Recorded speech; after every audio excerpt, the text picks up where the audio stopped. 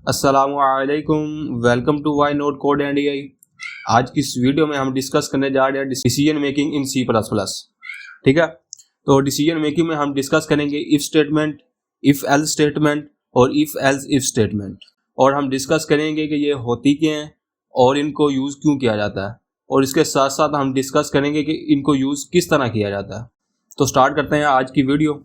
सबसे पहले हम इसका कंसेप्ट समझने की कोशिश करते हैं और इसकी प्रॉपर डेफिनेशन को लास्ट पे देखेंगे। अगर आपको इसका कंसेप्ट समझ में आ गया तो इसकी डेफिनेशन आपके लिए हलवा है। ठीक है, तो शुरू करते हैं।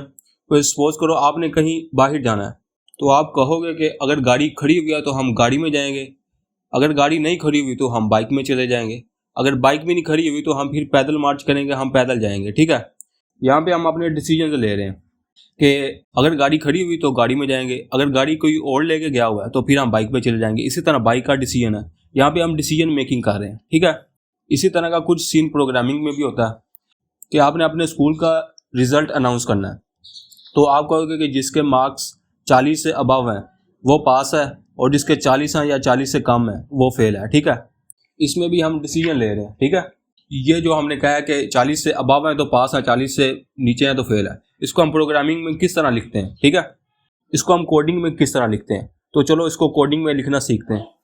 तो साइड पे आपको एक स्ट्रक्चर नजर आ रहा है, लिखा हुआ इफ, उसके बाद लिखी हुई कंडीशन कि हमने कंडीशन लगानी है कि आपके मार्क्स 40 से प्लस होने चाहिए। ठीक है, और उसके नीचे लिखा हुआ है केस स्टेटमेंट्स। स्टेटमेंट में हमने लिखना है कि आप पास हो या फेल हो, हमने जो प्रिंट करवाना है। ठीक है, और उसके बाद लिखा हुआ एल्स, अगर हमारी ऊपर वाली कंडीशन फॉल्स होगी, नीचे वाली कंडीशन हमारी बाय डिफॉल्ट चलेगी खुद ब खुद, एल्स वाली। ठीक है, अभी हम इसको कोडिंग में लिखने की कोशिश करते हैं। तो सबसे पहले मैं एक वेरिएबल बना लेता हूँ, इंट MARKS, मार्क्स नाम का एक मैंने वेरिएबल बना दिया और उसके अंदर मैंने 42 स्टोर करवा दिया।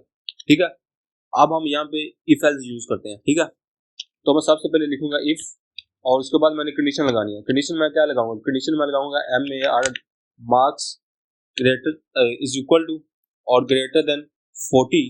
तो मैंने लगा दी करली ब्रैकेट, यहाँ पे हमारा एक ब्लॉक बन जाएगा, जितनी भी स्टेटमेंट हमने लिखनी है इसके अंदर लिख सकते हैं। ठीक है, तो मैं क्या लिखूंगा, तो मैंने डिस्प्ले करवाना है कि आप पास हो, हम डिस्प्ले करवाने के लिए यूज करते हैं सी आउट। ठीक है, उसके बाद इंसर्शन और फिर डबल कोट्स, और यहाँ पे लिखूंगा मैं यू आर पास।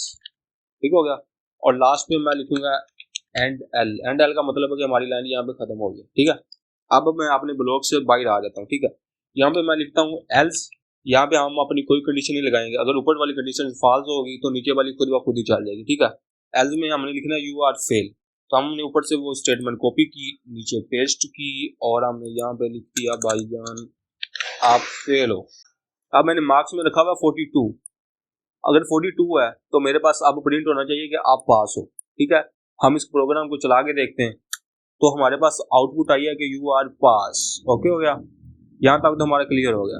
लेकिन यहाँ पे हमारे पास है कंडीशन सिर्फ एक, अगर हमारे पास कंडीशन ज्यादा है, जिस तरह हमने बात की कि गाड़ी है तो गाड़ी पे जाएंगे, अगर बाइक है तो बाइक पे जाएंगे, अगर बाइक भी नहीं है तो पैदल जाएंगे, यहाँ पे हमारे पास 3 कंडीशन आ जाती है। ठीक है, अगर हमारे पास एक से ज्यादा कंडीशन हो जाए तो फिर हम उसे किस तरह हैंडल करेंगे, तो हम उसके लिए यूज करते हैं इफ एल्स इफ। यहाँ पे हमने सिर्फ यूज किया है इफ एल्स। ठीक है, और उसमें हम यूज करेंगे इफ एल्स इफ। ठीक है, यहाँ पे हम अब प्रोग्राम लिखेंगे कि अगर आपके मार्क्स 90 प्लस हैं तो आपका ग्रेड ए है, अगर 80 प्लस हैं तो बी है, अगर 70 प्लस हैं तो सी है, तो अगर 60 प्लस हैं तो डी है, अगर 50 प्लस हैं तो ई है। ठीक है, अदरवाइज आप फेल हो। तो हम क्या लिखेंगे, इफ मैंने लगा दिया, इफ के बाद मैंने लिखा कि आपके मार्क्स 90 हैं, और उसके अंदर मैंने लिख दिया कि आपका ग्रेड ए है। ठीक हो गया, उसके बाद मैंने लिखा एल्स इफ। अब यहाँ पे हम अपनी नई कंडीशन लगाएंगे। नई कंडीशन क्या हमारे पास, नई कंडीशन है कि मार्क्स आपके ग्रेटर देन होने चाहिए किससे, 80 से, आपका ग्रेड आ जाएगा जी बी। ठीक हो गया, तो मैंने इसको कॉपी किया और नीचे मैंने इसी तरह पेस्ट कर दिया। यहाँ पे हमने सिर्फ मार्क्स चेंज करने हैं, यहाँ पे 70 लगा दूंगा, यहाँ पे इसका ग्रेड में चेंज कर दूंगा, सी आएगा। ठीक है, और इसके बाद फिर इसको पेस्ट कर देंगे। यहाँ पे हमने क्या कर दिया जी, यहाँ पे हमने 60 कर दिया, और यहाँ पे हमने ग्रेड कर दिया इसका ई। ठीक हो गया, यहाँ पे ग्रेड ई हो गया। लास्ट में हम कहेंगे अगर 50 प्लस है तो आपका ग्रेड आ जाएगा जी एफ। लास्ट में हम सिर्फ यूज करेंगे एल्स को। ठीक है, अगर ऊपर से कोई भी स्टेटमेंट ना चली तो लास्ट वाली स्टेटमेंट एग्जीक्यूट होगी और वहां भी क्या हम लिखेंगे यू आर फेल। ठीक हो गया। अब इसकी एग्जीक्यूशन क्या होगी, तो सबसे पहले पहली स्टेटमेंट देखेगा, अगर ट्रू है तो वो जो इसके अंदर स्टेटमेंट लिखी हुई है उसको एग्जीक्यूट करवा देगा, अदरवाइज वो नेक्स्ट वाली कंडीशन देखेगा। ठीक है, अगर वो ट्रू है तो उसको प्रिंट करवा देगा, अगर ये ट्रू नहीं है तो वो नेक्स्ट कंडीशन पे मूव कर जाएगा। अगर इसी तरह सो ऑन चला जाएगा एंड पे। अगर इनमें से कोई भी कंडीशन ट्रू ना होगी तो लास्ट वाली जो हमने लिखी है एल्स वाली वो हमारे पास एग्जीक्यूट हो जाएगी। ठीक हो गया। तो अब हम इस प्रोग्राम को चला के देखते हैं। यहाँ पे हमने किया हुआ 42 मैंने किया, तो मेरे पास क्या आना चाहिए, मेरे पास आना चाहिए यू आर फेल।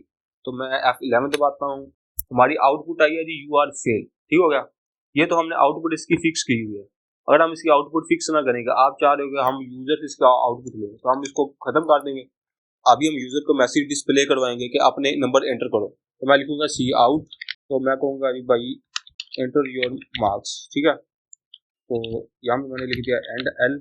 अब जो नंबर वो एंटर करेगा वो मैंने किस में स्टोर करवाना है, वो मैंने स्टोर करवाना है मार्क्स वाले वेरिएबल में। ठीक है, मैंने लिख दिया मार्क्स।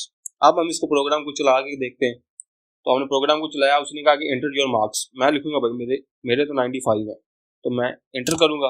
वो लिखेगा आपका ग्रेड ए है, हमारी कंडीशन सही चल रही है। ठीक है, अगर इसको दोबारा चलाएं हम, तो मैं लिख देता हूँ मेरे 56 है, मैंने 56 ही लिखा, उसने कहा कि आपके पास आपका ग्रेड एफ है। ठीक हो गया, यहाँ तक आपको समझ आ गई। अभी हम चलते हैं इसकी डेफिनेशन की तरफ और इसकी डेफिनेशन को समझने की कोशिश करते हैं। तो इसकी डेफिनेशन हमारे पास के an if else statement is a fundamental programming structure है। ठीक है, और डैट अलाउ, ये हमें अलाउ करता है कि हम प्रोग्राम लिख सकते हैं। कौन सा, डिसीजन मेकिंग के लिए। ठीक है, अपने डिसीजन बनाने के लिए। ठीक है, जो प्रोग्राम हम लिखेंगे वो कह रहा है कि executing one block of code, वो कोड को एग्जीक्यूट करेगा इफ कंडीशन इज ट्रू। तो जिस तरह हमने कहा कि हमारी कंडीशन ट्रू है तो बच्चा पास है, अगर कंडीशन फॉल्स है तो बच्चा फेल हो जाएगा। ठीक है, अगर 40 से प्लस है। उसके अलावा वो कह रहा है कि एंड अदर ब्लॉक्स तब चलेंगे कि इफ इट्स फॉल्स, अगर ये वाली कंडीशन फॉल्स है।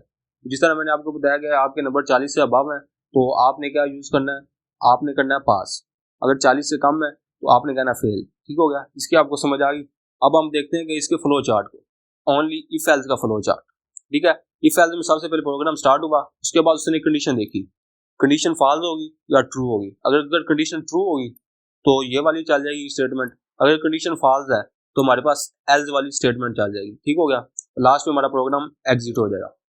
अगर इसके बाद इफ एल्स इफ का फ्लो चार्ट देखें तो प्रोग्राम स्टार्ट हुआ, वहां पे हमारी क्या, वहां पे उसने पहली कंडीशन चेक की, अगर कंडीशन ट्रू है तो हमारी स्टेटमेंट एग्जीक्यूट हो जाएगी। अगर कंडीशन फॉल है वो नेक्स्ट कंडीशन की तरफ जाएगा, उसने नेक्स्ट कंडीशन देखी, अगर वो ट्रू हुई तो उसकी स्टेटमेंट चल जाएगी, अगर वो फॉल्स हुई बाय डिफॉल्ट जो हमने लिखी हुई है उसको एग्जीक्यूट करवा देगा और उसके बाद हमारा प्रोग्राम एंड हो जाएगा। ठीक है, यहाँ पे हम अपनी मर्जी से बहुत सारी कंडीशन ऐड कर सकते हैं इसके अंदर। ठीक है, तो उम्मीद करता हूँ आपको आज की वीडियो की समझ आई होगी। चैनल को सब्सक्राइब करते जाना, वीडियो को लाइक करते जाना। और ये रहा आज का आपका क्वेश्चन। मिलते हैं नेक्स्ट वीडियो में, तब तक के लिए अल्लाह हाफिज।